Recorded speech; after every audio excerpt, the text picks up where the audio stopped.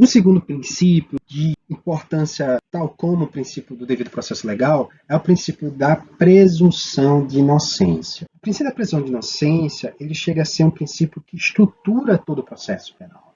Ele, para além de uma ideia de que toda pessoa ela só pode ser considerada culpada depois de um processo em que sejam garantidos os direitos de defesa, a imparcialidade do juiz, o juiz natural, então recurso, enfim, todas aquelas garantias do processo penal, ele também traz um conteúdo político, ele traz um conteúdo de relação entre o Estado e o cidadão. Então, o princípio da presunção de inocência, ou presunzione di non colpevolezza lato sensu, corresponde ao marco de fundação do processo penal moderno, né, segundo o professor Vincenzo Garofoli.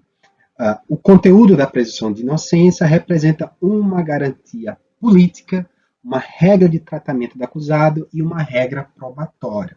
Né? E isso foi muito bem sintetizado pelo professor Gustavo Badaró, trazendo que a ideia da presunção de inocência implica essa garantia política, né, essa relação do Estado com o cidadão, né, de vê-lo como inocente, né, em status de inocência. Coloca, por exemplo, o professor Pacelli e outros autores argentinos, como, por exemplo, o professor Júlio Maia, dando essa condição de status de inocência.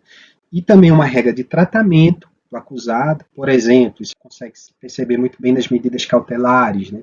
Elas têm limites e só podem ser impostas sob diversas condições, exatamente porque o acusado ele deve ser tratado como inocente. Ele não pode já, ainda que tenha investigações muito consistentes contra ele, ele deve se assegurar ali o processo até que, de fato, ao cabo, né, da instrução, depois de todo o contraditório, de um largo contraditório, com respeito a todas as provas, podendo, inclusive, ele concorrer para a formação do convencimento do magistrado, poder sim ser considerado culpado, certo?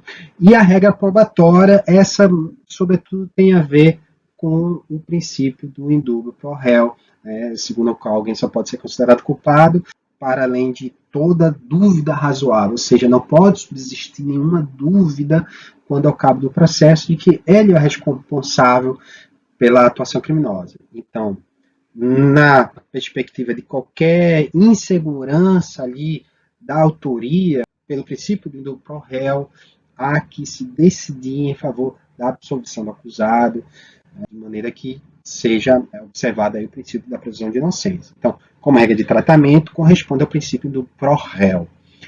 O princípio do indúbio pro réu é o princípio de acordo com o qual o tribunal deve dar como provados os fatos favoráveis, arguído, quando fica aquém da dúvida razoável, apesar de toda a prova produzida. Né? Isso aqui é o conceito proposto pela professora Maria João Antunes, de Direito Processual Penal da Universidade de Coimbra. Com a reafirmação do princípio da presunção de inocência, o artigo 5º, 57 da Constituição, prevê o princípio da presunção de inocência, razão pela qual nós devemos sempre considerar que alguém só pode ser considerado culpado depois de todo o processo, com sentença transitada penal em julgado.